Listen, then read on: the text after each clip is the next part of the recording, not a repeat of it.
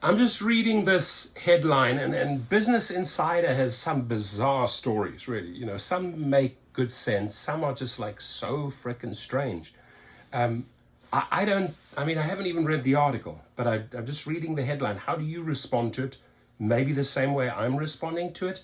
A boomer Uber driver made over $100,000, but lost $80,000 to expenses and commissions. Lost $80,000 to expenses and commissions. He shares why he plans to keep driving. Dude, if you are telling me that you made $100,000 and you are okay driving for $20,000, I'm sorry, I've lost you. Because that, to me, face value, makes zero business sense, right?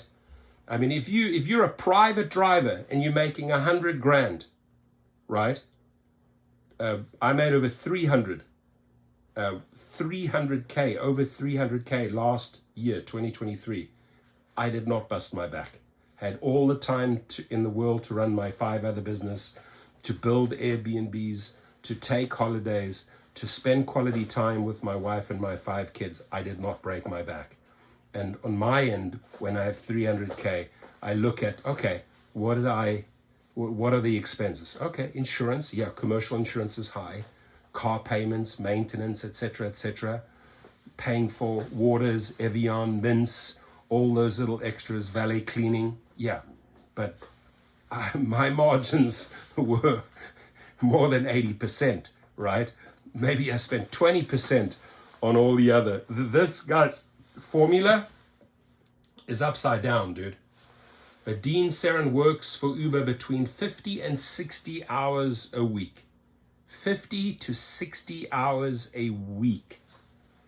Driving expenses significantly reduce his business profits. A boomer driver's business had over 100,000 in earnings, but only 20,000 in profits. Uber commissions and driving expenses significantly reduced his profitability.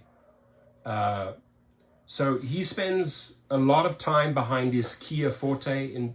Since 2016, the 66-year-old has put over 410,000 miles. That's impressive on this vehicle. I'd want to know how much has gone into maintenance, etc. Well, it must be high because he's only left with $20,000, right?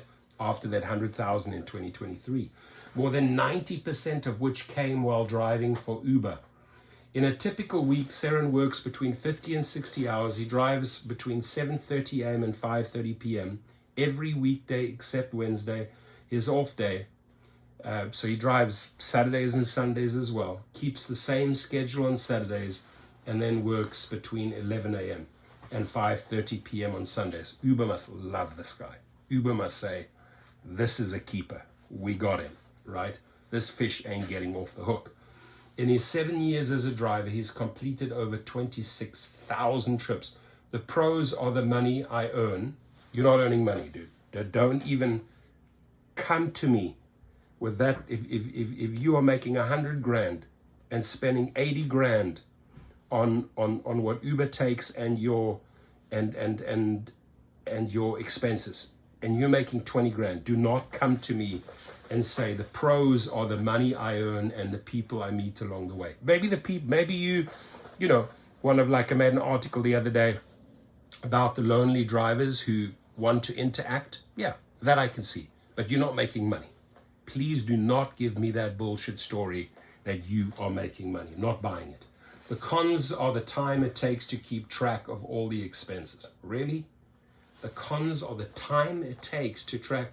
You're spending 50 to 60 hours a week on the road, right? In between trips or whatever.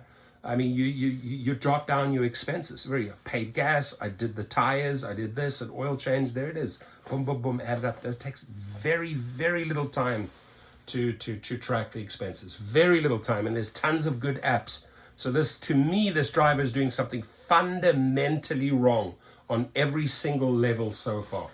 These expenses do more than just take up his time. They take a significant bite out of his earnings. In 2023, Seren had over 103,000 in gross Uber income, according to a tax document viewed by Business Insider. But after Uber took its cut and his driving expenses were accounted for, his profits fell to $20,000. And he says he's doing this for the money. He's doing this for the money. You're driving all year long, my friend, for 20 grand? No. No. Even after expenses, I'm still making a nice living driving with Uber. Okay, definition of a nice living. To me, 20 grand is not a nice living. Seren is one of many Uber and Lyft drivers actively tracking their ride-hailing earnings and expenses to make sure the gig is worth their time. It's not worth your time, Seren, but the calculation drivers use and what figures they value when evaluating their success vary considerably. Some have daily trip and earnings goals, while others care more about their per mile, per hour earnings. Some are focused on their profitability after vehicle expenses, while others monitor their taxable income. You have to run this as a business, meaning all of these costs flow in. What am I left with? Gross 100K, all these deductions, right? What am I left with, right? You can't use, okay, I only drive for $1 per mile. That's how I calculate. No, you have to treat this as a business. And you're better off registering it as an LLC, so you have better tax write-offs. In recent months, several drivers have told, in his case, maybe with his mileage deduction, I don't know, maybe he gets a big chunk back from the IRS, I don't know.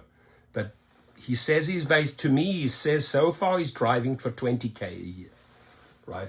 So in recent months, several drivers have told Business Insider that ride-hailing has become less profitable than it used to be, which many have attributed to the rising number of drivers and changes to company algorithms. They say have resulted in lower pay. Some drivers said closely monitoring their earnings was more important than ever. Very important, ladies and gentlemen, to monitor your earnings and your expenses. Seren shared his top strategy for making money.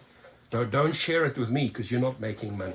How commissions and driving expenses reduce drivers' profits. Of Seren's roughly $83,000 in total business expenses, $38,000 consisted of Uber's booking and service fees, effectively the commission the company takes from drivers' earnings. Deducting $38,000 from $103,000 in gross pay took Seren's Uber income to roughly $65,000. But that's before taking out driving expenses for drivers. The cost of using the vehicle is a business expense that reduces their profits. When filing their taxes, there are two ways drivers can calculate their business expenses.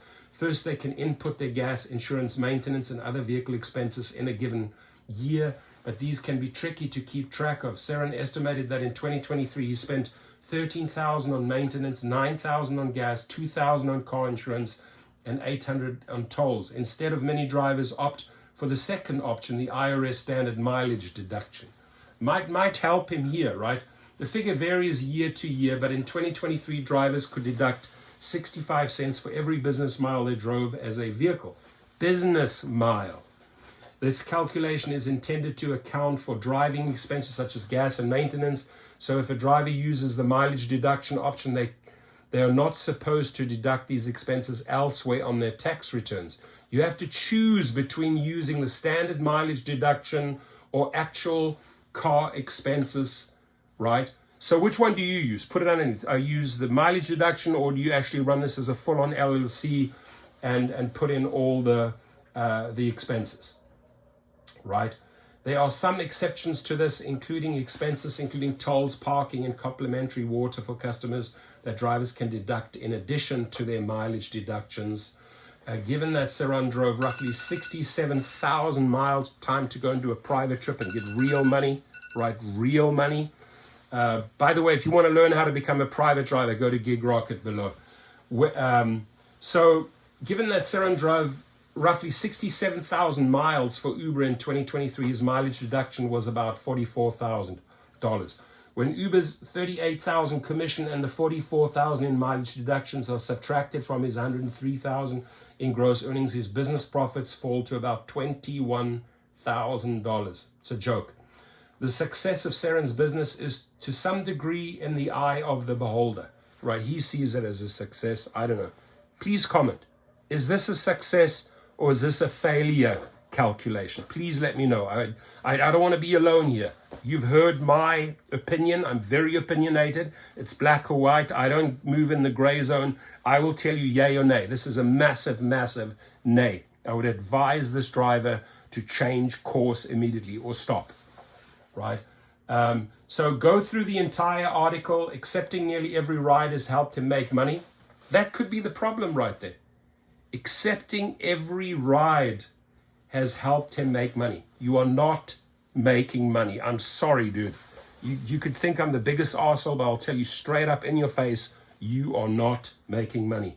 Even before he first tried Uber, Saran had plenty of experience driving for a living. He said he used to drive town cars and limousines in the 80s and 90s, and you should have stuck with that, right? You should have stuck and built out your own company. So his first year driving Uber 2016 was more eventful than anticipated. He got caught in Hurricane Matthew while driving in Norfolk, Virginia. I was actually stuck in a door deep of water a couple of hours and didn't get towed for 12 hours. So that car was ruined. Saran's top strategy is to accept nearly every trip. There it is. There it is. Some people say, oh, you accept every trip, you're making money. No, you're not. The man's expenses are through the roof. This is the proof right here that accepting every trip does not work. I do not even want to continue reading because it's giving me a fucking headache, right? It is so against everything I preach in my channel because we're trying to run this as a business. Sorry, Saran, I'm not on your side here. Have a good one. Your comments.